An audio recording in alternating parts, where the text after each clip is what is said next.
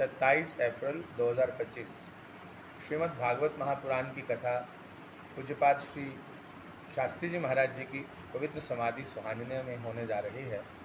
तो इस कथा में वृंदावन से आचार्य जी पधार रहे हैं, जो कथा कहेंगे श्री आचार्य नरोत्तम शास्त्री जी, जो श्री श्याम सुंदर प्राशर जी के शिष्य हैं, बड़े अच्छे विद्वान हैं।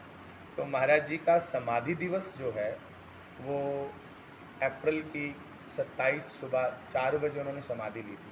तो अप्रैल में उनका समाधि दिवस मनाया जाता है। तो ये कथा महाराज जी के निर्वाण दिवस पर, मतलब समाधि दिवस पर करवाई जाती है। हर साल ये भागवत जी की कथा होती है। तो ये समाधि दिवस के उपलक्ष्य 7 दिन के लिए 21 से 27 तक पवित्र समाधि सुहानिना में हम सब बैठ करके श्रीमद् भागवत महापुराण का श्रवण करेंगे, कथा सुनेंगे। तो आप चैनल के माध्यम से सारी संगत को करबद्ध प्रार्थना है कि जिसके पास जब भी समय हो तो 21 से लेकर 27 अप्रैल तक जरूर कथा श्रवण करने के लिए पवित्र समाधि पधारें। और ये प्रार्थना समाधि के साथ साथ हम सब स्थानीय लोग जितने भी हैं, सुहानिना, अलोरा, रामली, मकवाल, ये सारे जितने गांव हैं, तो सराउंडिंग जितने गांव हैं वो सारे सेवादार एकत्र होकर के प्रार्थना कर रहे हैं संगत से कि सारी संगत कृपया पधार करके कथा का आनंद ले और लंगर प्रसाद जो महाराज जी का है उसको पा करके जीवन सफल बनाएं।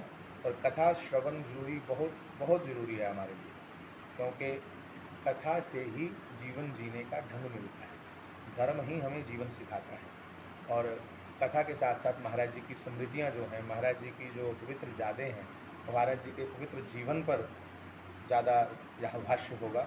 महाराज जी का जीवन कैसा रहा, माता पिता के भक्त थे, उसके साथ साथ समाज को महाराज जी धार्मिक और बलिष्ठ बनाना चाहते थे।